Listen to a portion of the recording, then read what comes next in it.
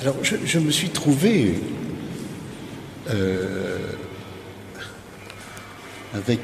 avant les vacances de Pâques, j'avais donc mon travail qui était bien engagé, et je suis resté 2 bonnes heures avec un homme tout à fait sympathique, Philippe, qui nous avons beaucoup parlé, et il avait fait une installation intéressante. Intéressante parce que il avait pris une attitude d'artiste, en fait. Il n'y avait plus de barrière, il a installé des choses, et j'ai trouvé ça très bien. Puis, dans l'abside de la chapelle, il y avait un tableau enveloppé dans un chiffon, dans un torchon, couverture, je ne sais pas, ficelé. Et je lui ai demandé si cette chose faisait partie de son installation. Alors il m'a dit non, c'est le tableau du père d'Alzon que j'ai enveloppé dans une couverture parce qu'il ne participait pas de l'installation, justement. J'ai dit écoute, c'est formidable, je trouve ça très bien. Je trouve ça très bien, c'est aussi une attitude intéressante. En plus, c'était sacrément bien emballé, c'est-à-dire très mal. Et donc, j'avais l'intention d'enlever les icônes. Et je me suis dit, mais finalement, ces icônes, je vais les garder, mais je vais les envelopper d'un linge ou d'une enveloppe de plastique pour intégrer ce tableau enveloppé aussi, que je considérais à partir de ce moment comme faisant partie du travail que j'allais mettre en place. Et j'ai remis en question pratiquement toutes mes pièces arrivées à l'atelier. Et j'ai commencé à découper, à trancher, à ficeler, à graffer. Et au fond, je me suis aperçu que j'étais en train de faire un vrai chemin de croix, c'est-à-dire le mien, à travers oui, mais c'est bien. à travers mes actions de démontage pour remonter autre chose. Finalement, j'ai travaillé avec les restes. Et là, j'étais tout à fait à mon aise parce que je ne cherchais plus à faire correspondre à l'histoire, au chemin de croix, les situations écrites dans les évangiles. Et donc, je me suis follement amusé en brouillant un petit peu les pistes. Et finalement, après coup, je me suis aperçu, au fond, que même si ça n'était plus l'image de l'icône du départ, il y avait malgré tout une espèce de sens caché que j'ai un petit peu utilisé un petit peu à la manière d'un jeu du langage, parce que je suis persuadé que les gens vont me demander évidemment la représentation. Qu'est-ce que ça représente? Voilà. Donc j'ai numéroté les séquences, la numérotation du chemin de croix en vérité, et puis je les ai intervertis, c'est-à-dire que le spectateur pourra passer d'un côté du mur au numéro 3 pour aller au numéro 4 qui sera de l'autre côté. Voilà. Mais il y a quand même une part,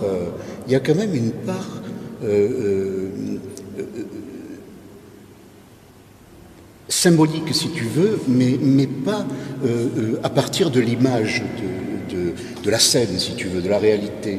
Enfin, de la réalité, c'est une image.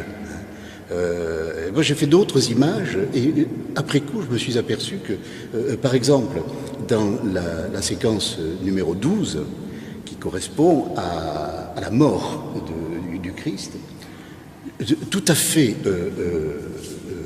par hasard, mais complètement par hasard, parce que j'ai construit cette chose-là avec les restes qui étaient dans l'atelier. J'en ai fabriqué d'autres, bien sûr.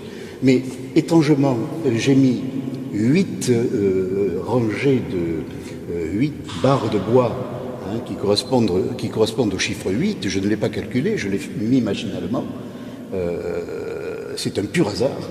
Mais en même temps, quand j'ai fait le constat qu'il s'agissait du 8 et que c'était sur la 12e séquence du chemin de croix, le 12 c'est quand même quelque chose d'important. C'est un chiffre qui a une valeur dans la symbolique de plusieurs mythologies. On le retrouve dans le christianisme, on le retrouve dans l'islam, on le retrouve chez les Aztèques, on le retrouve... donc il y a dans toutes ces séquences quelque chose que j'ai découvert moi-même en définitive. Voilà. Et il ne faut surtout pas essayer d'y trouver une référence avec une image que l'on connaît. Bon, je veux dire, quand je mets la première séquence où Jésus est condamné à mort, qu'est-ce que j'allais faire? Bon, alors, il y a des clous, c'est noir et blanc, mais j'avais plusieurs possibilités. Je voulais mettre à la limite un morceau de savon de Marseille. Va chercher pourquoi? Parce que je me suis rappelé que Ponce Pilate avait dit je m'en lave les mains. Voilà. Alors j'aurais très bien pu mettre un morceau de savon de Marseille. Et puis imaginez que ça a quand même été le départ de 2000 ans de catastrophes, de guerre entre les hommes, d'holocauste, etc. Et ben j'étais à deux doigts de mettre un morceau de tissu rayé de pyjama épouvantable de ces malheureux qui ont perdu la vie atrocement dans les camps de concentration. Donc je ne l'ai pas fait parce que j'ai pris un autre parti. Mais si j'avais vraiment voulu donner du sens et puis dans une autre situation, je l'aurais fait. Et en définitive, tout tourne autour de l'image, et à commencer par celle-ci, l'image de Véronique, parce qu'au départ, avant que je détruise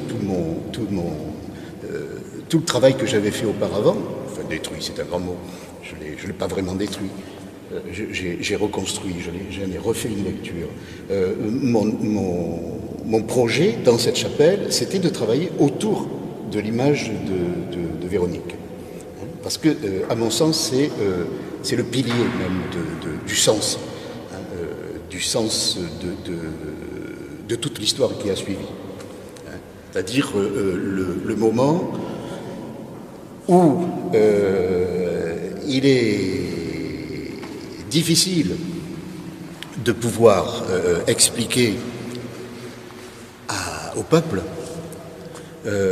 la forme de la pensée, la forme de l'esprit, ce sont des termes complètement abstraits. Donc il faut que cette pensée intègre l'humain. Et donc le Christ est là pour le signifier. Sinon, quelle forme il a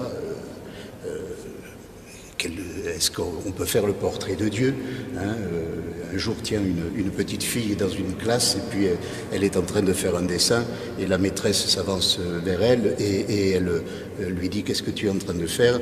Alors elle lui dit « Je fais le portrait de Dieu. » Voilà. Et la maîtresse lui dit « Mais jamais personne n'a vu Dieu ?» Elle lui dit « Maintenant, on le sait. » Et je trouve ça très beau parce que finalement, et c'est pour ça d'ailleurs que je n'ai pas mis d'image, j'ai mis simplement Véraïcone, parce que Véraïcone, c'est l'image vraie. Évidemment, elles sont toutes fausses. Elles sont toutes fausses. On rentre dans la poésie, on rentre dans le récit, on est dans la construction d'une mythologie. Voilà. Donc, c'est pour ça que ça m'intéressait de venir faire un travail dans une chapelle. Oui, en fait, quand je dis que j'ai voulu essayer d'effacer l'image, bon, il y a de ça, mais en même temps, l'image est quand même derrière. Le regard que j'ai eu sur ces icônes, plus sur l'histoire en fait que sur les icônes qui étaient là elles-mêmes, parce que au fond elles sont toutes un petit peu stéréotypées, il n'y a aucun mouvement, elles sont très figées, très raides, un petit peu à l'inverse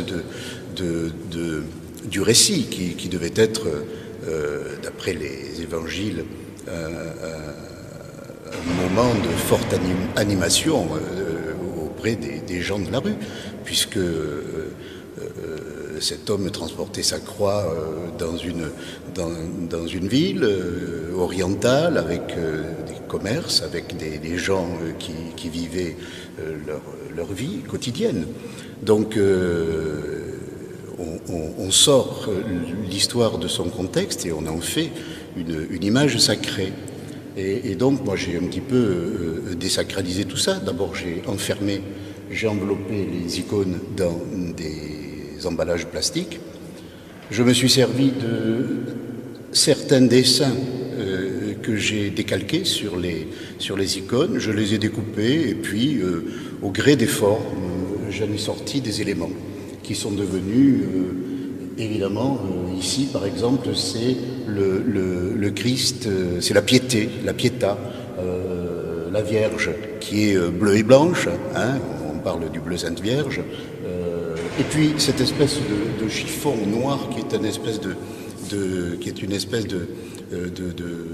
faux cuir que j'ai retrouvé en permanence dans les premiers travaux que je construisais autour de ce chemin de croix. Et en fait, je l'ai gardé parce que ça pouvait éventuellement, pas représenter, mais donner une idée de la présence du Christ. Voilà. Bon, alors, ça reste un récit, ça reste une histoire, mais avant tout, c'est surtout une peinture. Voilà. Au fond, j'ai pris un prétexte en forme de pirouette pour pouvoir fabriquer librement mes espaces colorés ou pas. Voilà. Ici, il y en a 3 qui sont la même facture.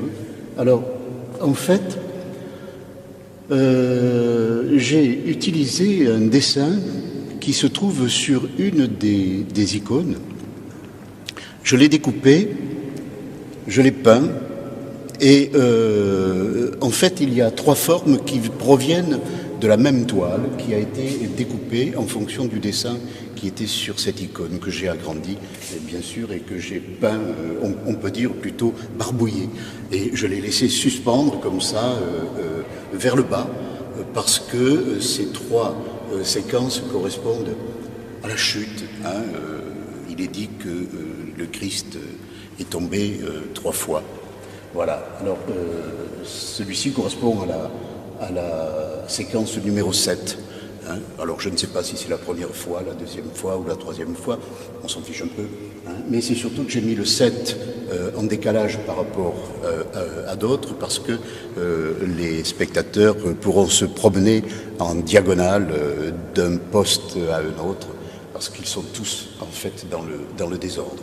Il n'y a pas de logique dans l'accroche. Je les ai accrochés comme on accroche des tableaux dans une galerie, c'est-à-dire l'un par rapport à l'autre.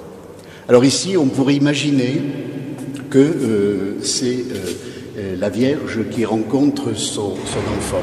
Alors là aussi, le bleu Sainte Vierge, le voile, le bleu et le blanc, et puis ici ce morceau de faux cuir qui est encore la présence peut-être de l'idée du Christ.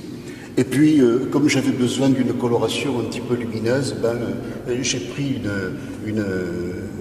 un appareil, enfin une petite éponge pour faire la vaisselle. Voilà. Alors je me suis dit, tiens, faire la vaisselle, c'est un travail de femme. Je rigole.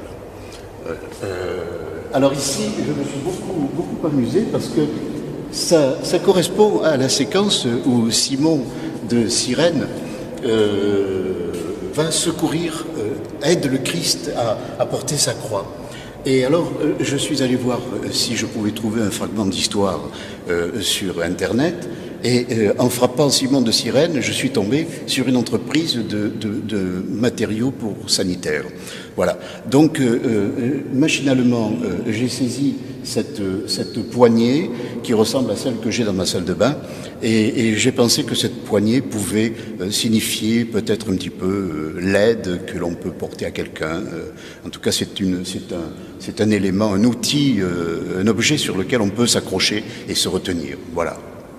Alors là, on est dans la position numéro 3 de la chute, je ne sais pas laquelle, mais voilà. Alors ici, à l'intérieur, j'ai enfermé un morceau du plastique qui m'a servi à protéger le sol lorsque j'ai barbouillé ces empreintes. Et j'ai trouvé, ma foi, que ça faisait un beau dessin, donc je l'ai gardé. Mais ça m'embête de tout raconter, parce qu'en fait, je déflore un petit peu la poésie.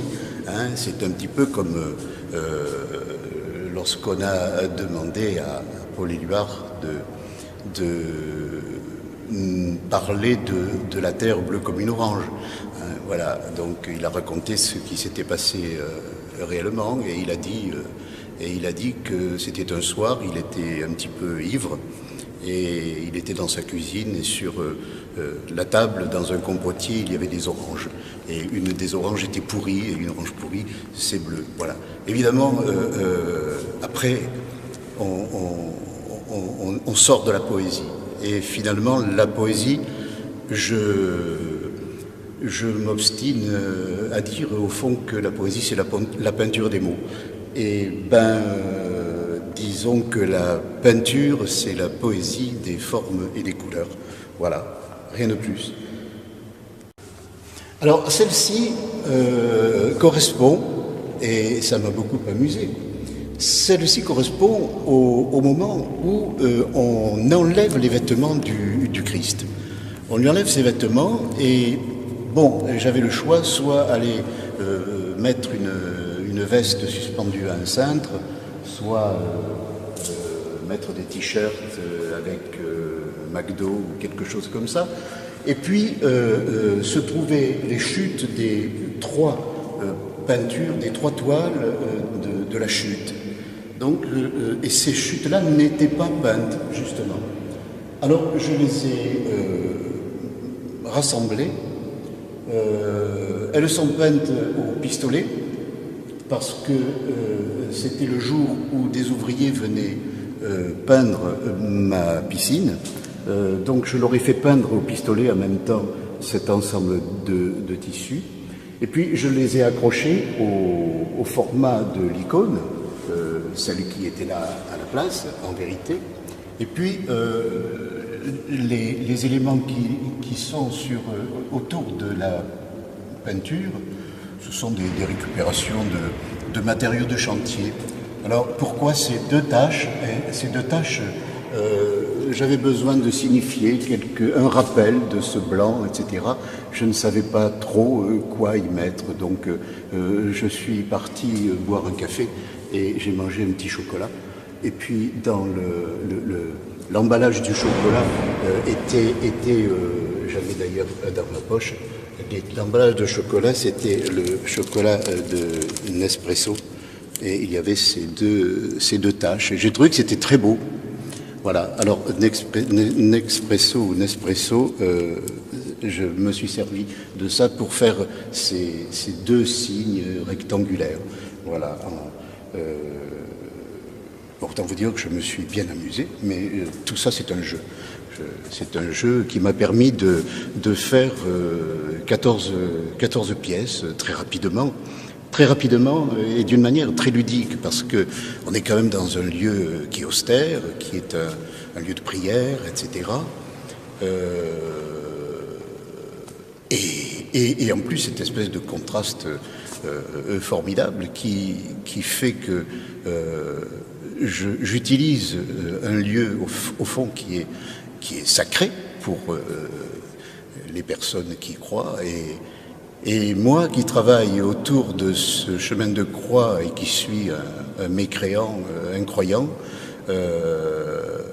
je me sers de cette histoire qui est une histoire de notre civilisation judéo-chrétienne. Donc voilà, j'aurais pu travailler à partir de 20 000 lieues sous les mers ou Harry Potter. Voilà, c'est une histoire qui est en soi chargée de sens. Et donc, je me suis servi de cette histoire. Donc, ma foi, je pense que le jeu de travailler dans cette chapelle n'est pas innocent en même temps. Et en plus, on m'a permis de le faire. En d'autres situations, j'aurais pu utiliser ce lieu autrement. Mais bon, là, le jeu était différent. Mais si j'avais dû faire un travail in situ, j'aurais certainement travaillé sur les murs, directement sur les murs.